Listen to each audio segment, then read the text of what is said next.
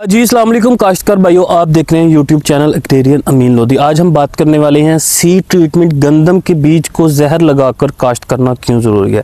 ऐसी कौन सी बीमारियां अगर हम बीज को जहर लगा के काश्त करेंगे तो हमारी गंदम पर उनका हमला नहीं होगा, और मार्केट में मौजूद कौन सी ऐसी जहरें हैं जो कि हमें बेस्ट सीड ट्रीटमेंट बीज के जहर को लगा के हम काश्त कर सकते हैं। सबसे पहले हम बीमारियों की बात करते हैं। तो बीमारियाँ, अगर हम गंदम की कटाई की तरफ जाते हैं तो जैसे ही सिट्टा नमूदार होता है, सिट्टे के ऊपर हमारे दो किस्म के मसाइल देखने को मिलते हैं। एक सिट्टा जिसके अंदर हमारे जो मुकम्मल सिट्टा है वो स्याह हो जाता है, उसके अंदर पाउडर बन जाता है, उस बीमारी को कहते हैं समट की बीमारी।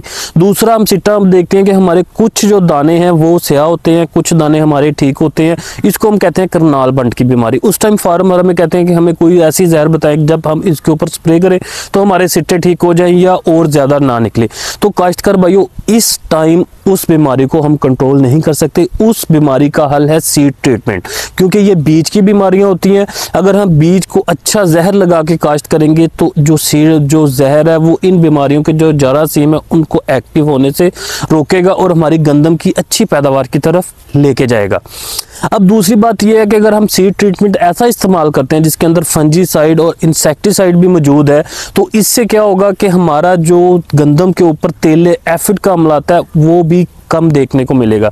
दूसरा कि सीड ट्रीटमेंट है, ये हमारे बीज के उगाव को अच्छा करते हैं, हमारी पौधे की ग्रोथ को बढ़ाते हैं और ज़मीन और बीज में मौजूद जितने भी बीमारियों के जरासीम होते हैं उनको एक्टिव होने से रोकते हैं।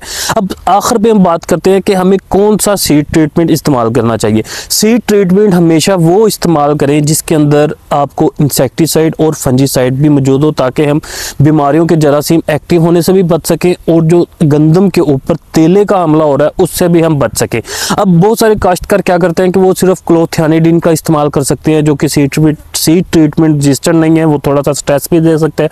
कुछ इमिडाक्लोपिड का जस्ट इस्तेमाल करते हैं, या कुछ काश्तकार जो लगातार इस्तेमाल कर रहे हैं वो थायोफनेट का इस्तेमाल कर रहे हैं। थायोफनेट अगर 2 ग्राम आप पर केजी सीड को लगाएंगे, मतलब 100 ग्राम आप एक बैग सीड को लगाते हैं, तो वो बेहतरीन फंजीसाइड कंट्रोल करता है। इसमें करनाल बंट और स्मट को बहुत अच्छे से कंट्रोल करेगा, लेकिन वो क्या करते हैं कि आपके जो एफिड है उसके अगेंस्ट उसकी इतनी अच्छी रेजिस्टेंस नहीं होती, क्योंकि वो फंजीसाइड है और ये इंसेक्टिसाइड से कंट्रोल होता है। आप थायोफनेट लगा के भी अच्छा कंट्रोल कर सकते हैं, लेकिन इसके अलावा मार्केट में बहुत ज़्यादा अच्छे जो केमिकल मिक्सचर मौजूद हैं, जिसमें आप होम्ब्रे का देख लें, बायर का, जिसमें इमिडाक्लोपिड, टैबाकोनाजोल है। आप इसमें फंजीसाइड को भी कंट्रोल कर सकते हैं, आप इसमें इंसेक्टिसाइड जो एफिड है उससे भी कंट्रोल कर सकते हैं। उसके अलावा मार्केट में 2 किस्म के और बहुत अच्छे मिक्सचर आए हुए हैं, जिसमें क्लोथियानिडिन है, मेटालेक्सेल है और फ्लोडोक्सनिल है। एक आपको ये 3 कॉम्बिनेशन का मिक्सचर मुख्तलिफ कंपनियों से मार्केट में मिल रहा है। उसके बाद आप क्लोथियानिडिन, मेटालेक्सेल और पैराक्लोस्ट्रोबिन, ये 3 जो कॉम्बिनेशन है इनका मिक्सचर मुख्तलिफ कंपनियों के पास मार्केट में मौजूद है। अगर आप सिर्फ अच्छा fungicide as a seed treatment इस्तेमाल करना चाहते हैं तो इसके आपके पास वाइब्रेंस सजेंटा का, जो कि आप वो भी 100 ml पर बैग आप लगा के आप बहुत अच्छा जो है इन बीमारियों से रोक सकते हैं। मतलब ये है कि जो सीड ट्रीटमेंट की कॉस्ट है वो आपकी तकरीबन 1000 से 1200 रुपए या 1500 रुपए तक आएगी, लेकिन अगर इन दोनों बीमारियों ने आपकी गंदम की फसल पर हमला कर दिया तो वो तकरीबन आपका 3-4 मन या 5 मन का अगर लॉस करते हैं तो वो 15,000 तक का नुकसान होगा, कि आप 1500 लगाते हुए आप 15,000 का नुकसान से बच सकते हैं।